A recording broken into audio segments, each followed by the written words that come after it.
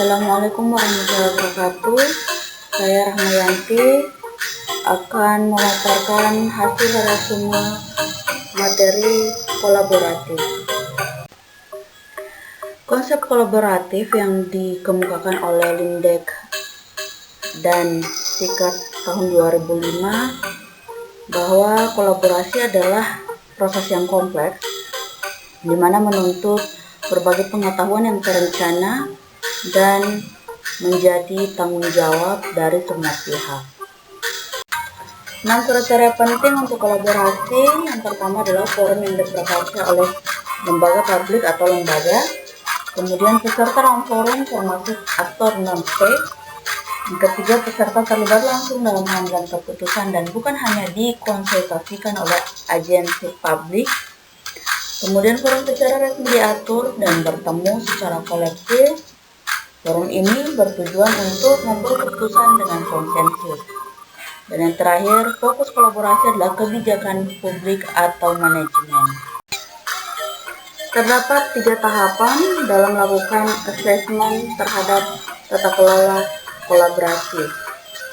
Yang pertama yaitu mengidentifikasi masalah dan peluang, kemudian merencanakan aksi kolaborasi, dan mendiskusikan strategi untuk mempengaruhi. Adapun panduan perilaku kolaboratif yaitu yang pertama, organisasi menganggap perubahan sebagai sesuatu yang alami dan memang perlu terjadi. Kemudian organisasi menganggap individu sebagai aset yang berharga dan membutuhkan upaya yang diperlukan untuk terus menghormati pekerjaan. Kemudian organisasi memberikan perhatian yang adil bagi staf yang mau mencoba dan mengambil resiko yang wajar dalam menyelesaikan tugas mereka. Kemudian yang keempat, pendapat yang berbeda didorong dan didukung dalam organisasi ataupun universitas.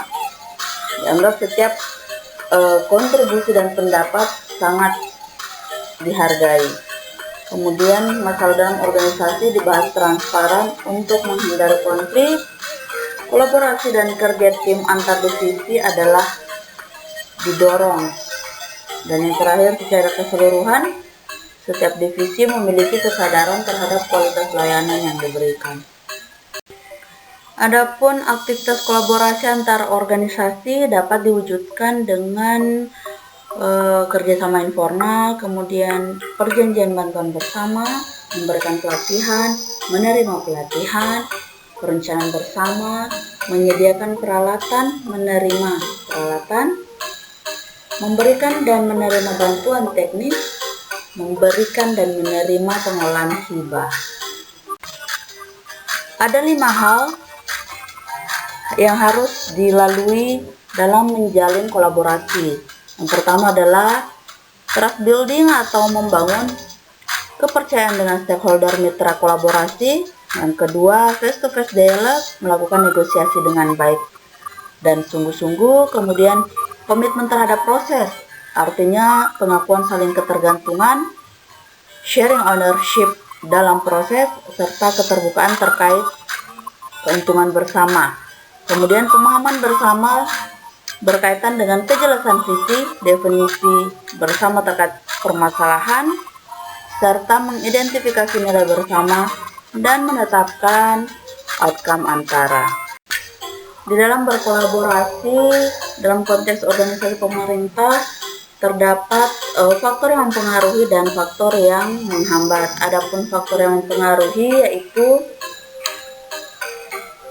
yang pertama adalah kepercayaan, kemudian pembagian kekuasaan, gaya kepemimpinan, strategi manajemen, dan formalisasi pada pencapaian kolaborasi yang efektif dan efisien. Sementara faktor yang menghambat kolaborasi yaitu ketidakjelasan batasan masalah karena perbedaan, pemahaman dalam kesepakatan kolaborasi, dan dasar hukum kolaborasi juga tidak jelas. Sebagai kesimpulan, core values ASN yang berakhlak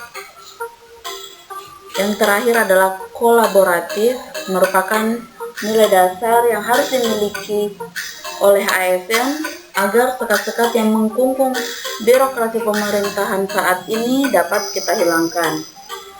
Kita diharapkan nantinya menjadi agen perubahan yang dapat mewujudkan harapan tersebut, di mana semua akan bekerja dengan satu tujuan, yaitu kemajuan bangsa dan negara Indonesia. Itulah pemaparan dari saya terkait dengan hasil resum materi berakhlak. Sekian, terima kasih. Assalamualaikum warahmatullahi wabarakatuh.